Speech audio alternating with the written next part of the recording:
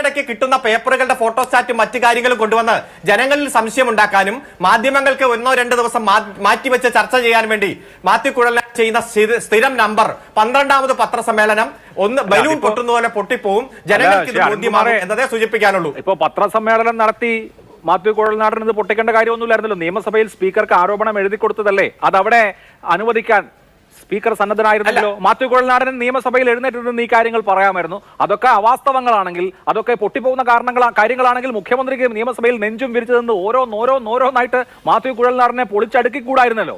അത് ചെയ്തില്ലല്ലോ. അതെന്തേ പിന്നെ വാർത്താ സമ്മേളനം നടത്തി? നിയമസഭയ്ക്ക് ചട്ടമുണ്ട്. ഇങ്ങനെ ഒരു കാര്യത്തിൽ ഏത് ചട്ടം? അങ്ങനെയാണെങ്കിൽ ചട്ടവും റൂളും ഉണ്ട്. അപ്പൊ ഏത് ചട്ടവും റൂളും അനുസരിച്ചിട്ടാണ് പ്രതിപക്ഷ നേതാവിന് ചാവക്കാടേക്ക് കണ്ടെയ്നർ വഴി പണം കൊണ്ടുവന്നു എന്ന് PV അൻവർ ആരോപിച്ചത്? അത് ഇതേ നിയമസഭയിൽ ഇതേ സമ്മേളനത്തിൽ ഉന്നയിക്കപ്പെട്ട ആരോപണമല്ലേ? എന്തെല്ലാം ആരോപണങ്ങൾ നിയമസഭയിൽ വരുന്നു. നിയമസഭയിൽ ആരോപണം ഉന്നയിക്കുമ്പോൾ അംഗങ്ങൾക്ക് ആരോപണങ്ങൾ ഉന്നയിക്കാനുള്ള ഇമ്മ്യൂണിറ്റി പോലും ഉണ്ട്. ഇവിടെ ഇപ്പൊ നിയമസഭയിൽ നെഞ്ചും വിരിച്ചു നിന്ന് പിണറായി വിജയൻ ഇതിൽ ഓരോ കാര്യങ്ങളായിട്ട് ഇപ്പൊ അരുണ് പറയുന്നത് പോലെ മറുപടി പറഞ്ഞുകൂടായിരുന്നോ? അതെന്തേ അനുവദിക്കാതിരുന്നത്? ഈ വിഷയത്തിൽ ഞാൻ പറയട്ടെ, ഒറ്റ മിനിറ്റ്. ഈ വിഷയത്തിൽ മാത്യു കുഴൽനാടന് പല ഘട്ടത്തിലും ഇത്തരത്തിൽ ആരോപണം ഉന്നയിക്കാൻ അവസരം കൊടുത്തതാണ്. ഇതൊരു ഫോട്ടോസ്റ്റാറ്റ് പേപ്പറും അതിൽ പകുതി വായിക്കാൻ കഴിയാത്ത പേപ്പറും പിടിച്ച് സ്പീക്കറുടെ ഓഫീസ് കയറി ഇറങ്ങിയാൽ റൂള് പ്രകാരവും നിയമപ്രകാരവും അനുമതി കൊടുക്കാൻ കഴിയില്ല. ആർക്കാണ് ഈ മാത്യു കുഴൽനാടൻ ഫയൽ മോഷ്ടിച്ചുകൊണ്ട് വന്ന അല്ലെങ്കിൽ എടുത്തോണ്ട് സെക്രട്ടേറിയറ്റിൽ നിന്ന് എടുത്തോണ്ട് വന്നിട്ട് സ്പീക്കർക്ക് കൊടുക്കാൻ പറ്റില്ല? ഞാൻ അതിലേക്കൊക്കെ വരാം. ഇനിയിപ്പോ എന്തുകൊണ്ട് നിയമസഭയിൽ അത് അവതരിപ്പിക്കാൻ അനുവദിച്ചില്ല എന്നുള്ള കാര്യത്തിലേക്ക് നമുക്ക് വരാം. ശ്രീ മാത്യു കുഴൽനാടന്റെ പത്രസമ്മേളനങ്ങളെ കുറിച്ച് പറഞ്ഞു. മാത്യു കുഴൽനാടൻ നടത്തിയ പത്രസമ്മേളനങ്ങളെല്ലാം തന്നെ വീണ വിജയന്റെ ഫ്രോഡുലൻ്റായ ഏർപ്പാടുകളെക്കുറിച്ചായിരുന്നു, അവരുടെ കമ്പനിയെക്കുറിച്ചും എക്സാലോജിക്കെക്കുറിച്ചും. അതൊന്നും തന്നെ തള്ളിപ്പോയിട്ടില്ല. ഇപ്പം അതുമായി ബന്ധപ്പെട്ട് എൻഫോഴ്സ്മെൻറ്റ് ഡയറക്ടറിൻ്റെയും SFIയുടെയൊക്കെ അന്വേഷണം നടക്കുന്നതിലൂടെ തന്നെ മാത്യുവിൻ്റെ ഒരു പത്രസമ്മേളനങ്ങളും കാമ്പോ കഴമ്പോ ഇല്ലാത്തതാണെന്ന് ആർക്കും പറയാൻ സാധിക്കില്ല. വളരെ കൃത്യമായി തന്നെ തെളിവുകൾ വെച്ച് സംസാരിച്ച കാര്യങ്ങൾ ഇപ്പോൾ അന്വേഷണം നടക്കുകയാണ്. അതിപ്പോൾ എങ്ങനെയും അന്വേഷണം അവസാനിപ്പിക്കാൻ വേണ്ടി നെട്ടോട്ട് ഓടിക്കൊണ്ടിരിക്കുകയാണ്. വീണ വിജയനും പിണറായി വിജയൻ്റെ കുടുംബം തന്നെ ഓടിക്കൊണ്ടിരിക്കുക. വിവിധ ഹൈക്കോടതികൾ പരാതി തന്നെ കൊടുക്കുകയാണ്, അന്വേഷിക്കുകയേ ചെയ്യരുതെന്ന് പറഞ്ഞു. അപ്പോൾ അതുകൊണ്ട് ഈ ആദ്യത്തെ ആരോപണം അവിടെ കഴിഞ്ഞു. മാത്യുവിൻ്റെ പത്രസമ്മേളനങ്ങൾക്ക് കാമ്പില്ല എന്ന് പറയുന്നത് അവിടെ നിൽക്കട്ടെ. ഇപ്പോൾ അരുൺകുമാർ പറയുന്നത് ഫോട്ടോസ്റ്റാറ്റ്. ഇന്നത്തെ പത്രസമ്മേളനത്തിന് മാത്യു കുഴൽനാടനെ മുഴുവൻ പത്രക്കാരെയും വിളിച്ചു. ഇതിൻ്റെ കോപ്പി വായിക്കുന്ന ഒരാൾക്കും വായിക്കാതിരിക്കാൻ പറ്റില്ല. ശംസീറിന് വല്ല തിമിരം ഉണ്ടോ എന്ന് എനിക്കറിയില്ല. ബാക്കി അവിടെ നിന്ന് മുഴുവൻ ആളുകൾക്കും വായിക്കാം. അഭിലാഷിൻ്റെ കയ്യിലുണ്ടല്ലോ അതിൻ്റെ ഫോട്ടോ. ആർക്കെങ്കിലും വായനയ്ക്ക് കുഴപ്പമുണ്ടോ? ഫോട്ടോസ്റ്റാറ്റ് ഫയലിൽ നിന്ന് എടുക്കുമ്പോൾ കാണാവുന്നതിനേക്കാൾ ഏറ്റവും നല്ല ക്ലാരിറ്റി. ഒരു രേഖയ്ക്കും ഒരു വായനയ്ക്കും ഒരു പ്രശ്നവും ഇല്ല അരുൺകുമാറേ. വല്ല തിമിരമുള്ള ആളുകൾക്കല്ലാതെ അത് വായിക്കുന്നതിന് ആർക്കും പ്രശ്നമില്ല. ഷംസീറിൻ്റെ അങ്ങ് പിന്നെ മറ്റേ മീൻ വണ്ടിയുടെ ലൈസൻസും 150 കോടി ബാംഗ്ലൂരിൽ നിന്ന് ഇവിടെ കൊണ്ടുവരിക, എന്നിട്ട് ചാവക്കാട് നിന്ന് അതേ വേറൊരു മീൻ വണ്ടി കയറി ബാംഗ്ലൂരിൽ കൊണ്ട് ഇൻവെസ്റ്റ് ചെയ്യുക. ഒരുത്തൻ PV അൻവർ എന്ന് പറഞ്ഞ ഒരുത്തൻ നിയമസഭ ഉന്നയിച്ച ആരോപണമാണ്. അതിന് മീൻ വണ്ടിയുടെ ലൈസൻസ്, RC ബുക്ക്, 150 കോടി തൂക്കി നോക്കിയ ത്രാസിൻ്റെ പിന്നെ ISI മാർക്ക്, ഇതെല്ലാം രേഖകൾ ഷംസീർ കണ്ടിട്ടല്ലേ അൻവറിനെ പോലെ ഒരുത്തനെ കൊണ്ട് ആരോപണം ഉന്നയിച്ചത്.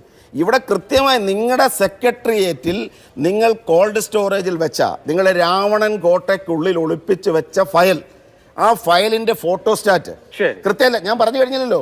അപ്പോൾ ഇതിനകത്ത് എഴുതിയേക്കുന്ന അഭിലാഷ് വായിച്ചല്ലേ, മുഖ്യമന്ത്രി പ്രത്യേകമായി 4/9/2019 ഇത് വെരിഫൈ ചെയ്യാൻ തീരുമാനിച്ചിരിക്കുന്നത് കൊണ്ട് നിങ്ങൾ അതുമായി ബന്ധപ്പെട്ട കാര്യം ഉണ്ടണം. അതിനുശേഷം മന്ത്രിസഭയ്ക്കിടയിൽ സർക്കുലേറ്റ് ചെയ്ത നോട്ട്, അതിനകത്ത് പറഞ്ഞിരിക്കുന്നത് എന്താ? അതിനകത്ത് ലോ ഡിപ്പാർട്ട്മെന്റ് പറഞ്ഞിരിക്കുന്നു നടക്കില്ല. അപ്പോൾ നോക്കണം, സുപ്രീം കോടതി പറയുന്നു, ഇൻഡസ്ട്രിയൽ ഡിപ്പാർട്ട്മെന്റ് പറയുന്നു, ലോ ഡിപ്പാർട്ട്മെന്റ് പറയുന്നു. മുഖ്യമന്ത്രി അതിനകത്ത് പറഞ്ഞിരിക്കുന്നതെന്നറിയോ? നമുക്ക് AGക്ക് കൊടുക്കാം. അഡ്വക്കേറ്റ് ജനറൽ പറയട്ടെ. അഡ്വക്കേറ്റ് ജനറലിനോട് ഒരു ഓപ്ഷൻ കൊടുത്തിരിക്കുകയാണ്. ഇതെങ്ങനെ കൊടുക്കാൻ പറ്റും? സുപ്രീം കോടതിയുടെ ആ രണ്ടാമത്തെ ഓപ്ഷൻ വേണമെങ്കിൽ ഹൈക്കോടതി ഉത്തരവ് വേണമെങ്കിൽ നോട്ടിഫൈ ചെയ്ത് സർക്കാരിന് എടുക്കാം, അല്ലെങ്കിൽ ഹൈക്കോടതി ഡിവിഷൻ ബെഞ്ച് പറഞ്ഞതുപോലെ കർത്തായ്ക്ക് കൊടുക്കാം. രണ്ടാമത്തെ ഓപ്ഷൻ കേന്ദ്ര സർക്കാരിൻ്റെ നോട്ടിഫിക്കേഷനെ മറികടന്ന് എങ്ങനെ കൊടുക്കാൻ പറ്റും? ഇൻഡസ്ട്രിയൽ സെക്രട്ടറി ഓപ്ഷൻ ചോദിച്ചിരിക്കുക. നമുക്കൊരു കാര്യം ചെയ്യാം, പൊതുമേഖലാ സ്ഥാപനത്തിനല്ലേ ഖനനം ചെയ്യാൻ പറ്റത്തുള്ളൂ, അവിടെ ഒരു കൺസോർഷ്യം ഉണ്ടാക്കാം. കർത്തായുടെ കമ്പനിയായ KMERലും KMMMലും IREയും ചേർന്നൊരു കൺസോർഷ്യം.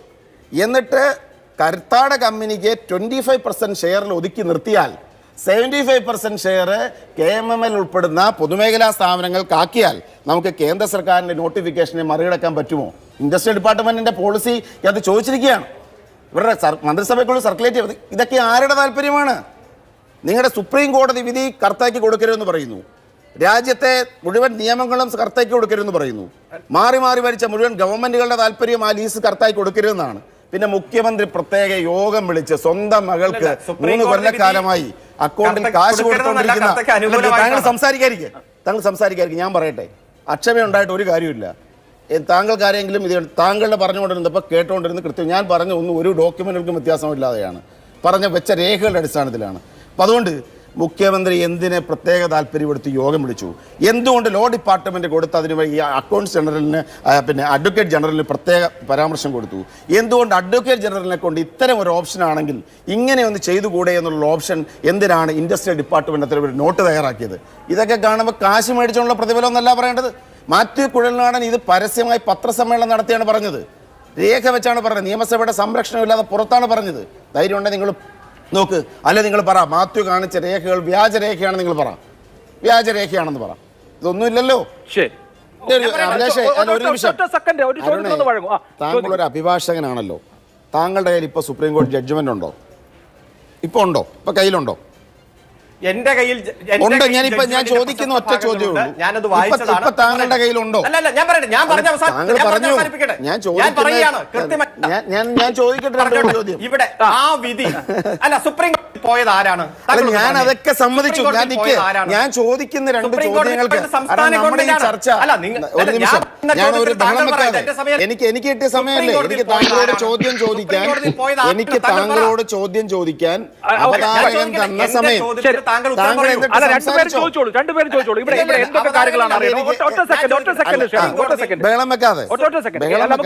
വിഷയങ്ങളിലേക്ക് തന്നെ പോവാൻ അല്ല, അഭിലാഷ്, ഞാൻ താങ്കളോട് ചോദ്യം ചോദിക്കല്ലേ? ഞാൻ താങ്കൾ ചോദിച്ചോ? താങ്കൾ ചോദിക്കുമ്പോ ഞാൻ പറയും. ഞാൻ ചോദിക്കുന്നതിലൂടെ മറുപടി പറഞ്ഞു നിങ്ങള്. ശരി, ഓക്കെ, പെട്ടെന്ന് ചോദിച്ചോളൂ. ഞാൻ ചോദിച്ച 2 കാര്യങ്ങളുണ്ട്. താങ്കൾ അസന്നിഗ്ധമായി പറഞ്ഞു സുപ്രീം കോടതി വിധി പരിപൂർണമായും പിന്നെ CMRLന് അല്ലെങ്കിൽ ഈ കർത്താ കമ്പനിക്ക് അനുകൂലമായിരുന്നു. ഞാൻ അതിനെ എതിർക്കുകയാണ്. ഞാനത് അങ്ങനെയല്ല എന്ന് പറയുകയാണ്.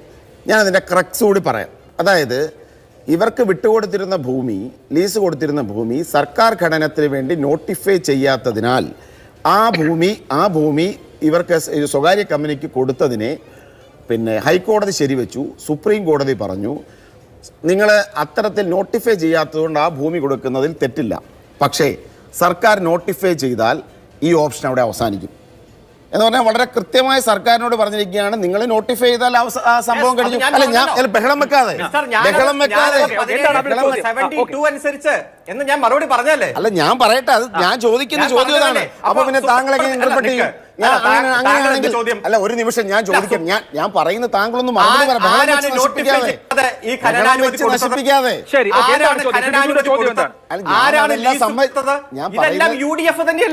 എന്റെ അരുണ, നിങ്ങൾ ഈ ബഹളം വെച്ച്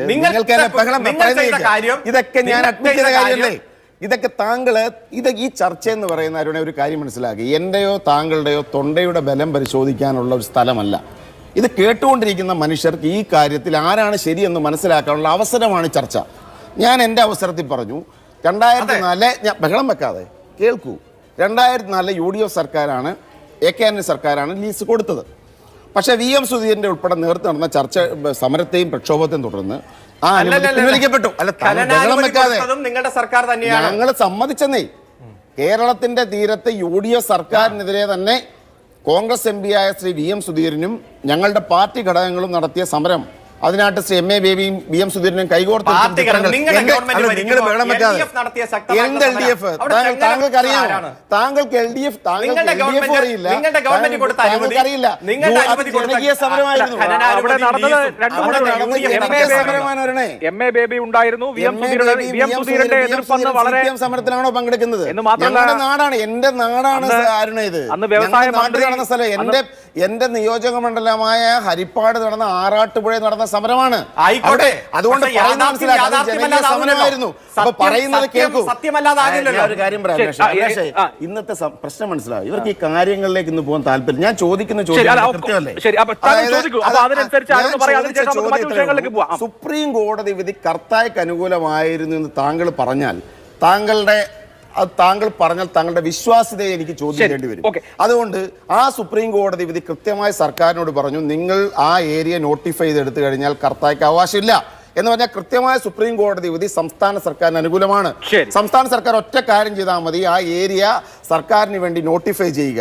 അത് ചെയ്യാതെ കാശ് മേടിച്ചു എന്നുള്ളതാണ് ഇവിടുത്തെ വിഷയം. ശരി, ആ അവകാശം കയ്യിലിരിക്കെ പണം കണക്ക് പറഞ്ഞ് മകളുടെ അക്കൗണ്ടിലേക്കും കമ്പനി അക്കൗണ്ടിലേക്കും സ്വന്തം കയ്യിലും വാങ്ങി നിർണായക സമയത്ത് അനുമതി കൊടുക്കാൻ നിൽക്കുമ്പോഴാണ് അതാണ് പിണറായി വിജയൻ അഴിമതി. ഇവിടെ ഇടത് സർക്കാരിനെ കുറിച്ച് പറഞ്ഞാൽ ഈ കേസ് ഡീൽ ചെയ്ത 2 സർക്കാരുകൾ ശ്രീ VS അച്യുതാനന്ദന്റെ കാലഘട്ടത്തിലാണ്. ആലപ്പുഴ ജില്ലക്കാരനായ നേതാവാണ് അദ്ദേഹം. ഈ കാര്യത്തിൽ പരിപൂർണമായി സത്യസന്ധത പുലർത്തിയെന്ന അഭിപ്രായം പരസ്യമായി മാതൃഭൂമി ഫ്ലോറിൽ നിന്ന് തന്നെ ഞാൻ പറയാൻ ആഗ്രഹിക്കുന്നു. അതിനുശേഷം വന്ന UDF സർക്കാരുകളുടെ എടുത്ത അതേ നിലപാട് തന്നെയാണ് അച്യുതാനന്ദൻ സർക്കാരും സ്വീകരിച്ചത്. അച്യുതാനന്ദൻ ഒരു വളരെ നല്ല നിലപാട് സ്വീകരിച്ചു. മൈനിങ്ങിൻ്റെ കാര്യത്തിൽ കൃത്യമായി പൊതുമേഖലയ്ക്ക് മാത്രമേ അവകാശമുള്ളൂ എന്ന വ്യവസായ നയവും പ്രഖ്യാപിച്ചത് ശ്രീ VS അച്യുതാനന്ദനാണ് എന്നത് അങ്ങേയറ്റം ശ്ലാഘനീയമായ കാര്യമാണ്. ഞാൻ അച്യുതാനന്ദനെ കുറിച്ചല്ല പറഞ്ഞത്, ഞാൻ പിണറായി വിജയനെ കുറിച്ചാണ് പറഞ്ഞത്. വീണ വിജയൻ്റെ അച്ഛനെക്കുറിച്ചാണ് ഞാൻ സംസാരിച്ചത്. കാശ് വാങ്ങിയത്, കാശ് 8 ലക്ഷം രൂപ എത്തിയത് പിണറായി വിജയന്റെ മകൾ വീണ വിജയന്റെയും വീണ വിജയന്റെ കമ്പനിയായ എക്സാലോജിക്കയുടെയും അക്കൗണ്ടിൽ. അല്ല, ഞാൻ പറയുന്നത് കേൾക്കൂ. ബഹളം വെക്കുക. താങ്കൾ അസ്വസ്ഥനാകണം. താങ്കളുടെ കൊട്ടേഷൻ അതാണോ? താങ്കൾ പറഞ്ഞോണ്ടപ്പോ ഞാൻ ഉണ്ടായിരുന്നോ? എന്താണ് താങ്കൾക്ക് ഇത്ര അസഹിഷ്ണുത? അല്ല, ഞാൻ പറയട്ടെ, താങ്കൾ ഇതിന് ബഹളം വെക്കണം. ഞാൻ പറയുന്നത് താങ്കൾ ക്ഷമയോടെ കേൾക്കൂ. താങ്കൾക്ക് എന്താണ് ഇത്ര അസഹിഷ്ണുത? ഞാൻ VS അച്യുതാനന്ദനെ കുറിച്ച് നല്ല വാക്ക് പറഞ്ഞു, നിങ്ങൾക്ക് ബുദ്ധിമുട്ടുണ്ടോ? ഞാൻ പറഞ്ഞത് പിണറായി വിജയനെ കുറിച്ചാണ്. 2016 കേരളത്തിന്റെ മുഖ്യമന്ത്രിയായ ശ്രീ പിണറായി വിജയൻ സുപ്രീം കോടതിയുടെ ക്ലോസ് എന്ന് പറഞ്ഞാൽ വളരെ കൃത്യമായി സർക്കാരിന് ഉപയോഗിക്കാവുന്ന, ഇപ്പം എൻ്റെ കയ്യിൽ ആ ജഡ്ജ്മെൻ്റ് ഉണ്ട്, വേണമെങ്കിൽ ഞാനത് അഭിലാഷിന് ഇട്ട് കൊടുക്കാം.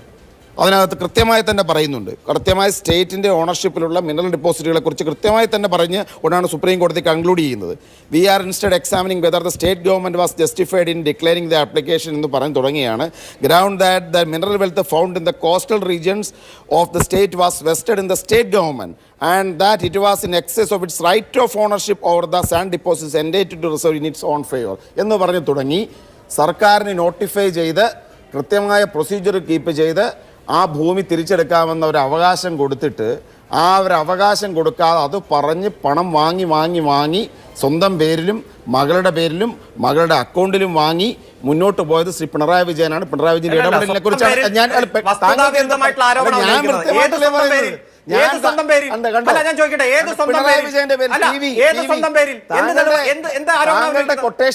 താങ്കളുടെ കൊട്ടേഷൻ എന്താണെന്ന് മനസ്സിലാവില്ല.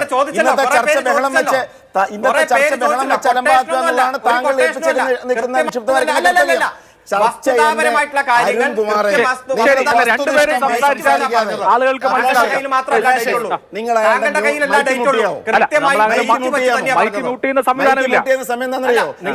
ചർച്ച സമ്മതിക്കില്ല. ചർച്ച സമ്മതിക്കില്ല. ഇയാളിലുള്ള കൊട്ടേഷൻ ഇന്ന് അതാണ്. ചർച്ച സമ്മതിക്കില്ല. ഞാൻ ഉറപ്പായി പറയാം.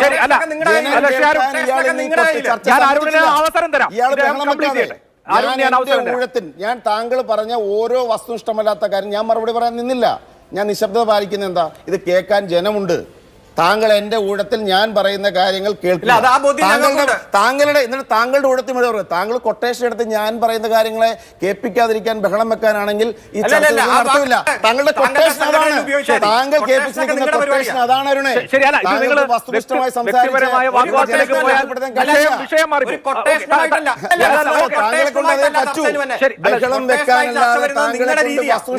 സംസാരിക്കാൻ കഴിയില്ല.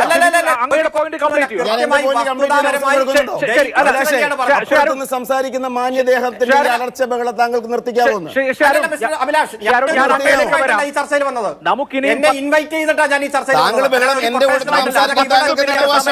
നമുക്ക് 10 മിനിറ്റ് സമയമുണ്ട്. ഞാൻ അങ്ങേക്ക് അവസരം തരാം. ഇദ്ദേഹം പോയിന്റ് കംപ്ലീറ്റ് ചെയ്തതിനു ശേഷം ഞാൻ അങ്ങേക്ക് അവസരം തരാം. ഇപ്പൊ കേൾക്കൂ, അങ്ങ് പോയിന്റ് കംപ്ലീറ്റ് ചെയ്യും. ഓക്കെ. അപ്പൊ ഞാൻ വളരെ കൃത്യമായി പറയുന്നു, ഈ പണം കൈപ്പറ്റിയതിന്റെ പേരിലുള്ള പ്രതിഫലമാണ്.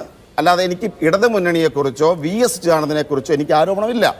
എൻ്റെ ആരോപണം സംസ്ഥാനത്തിൻ്റെ ഇപ്പോഴത്തെ മുഖ്യമന്ത്രിയായിരിക്കും ശ്രീ പിണറായി വിജയനും അദ്ദേഹത്തിൻ്റെ മകൾക്കും അദ്ദേഹത്തിൻ്റെ കമ്പനിക്കുമെതിരെയാണ് ഞങ്ങളുടെ പാർട്ടിയുടെ ആരോപണം. കഴിഞ്ഞല്ലോ.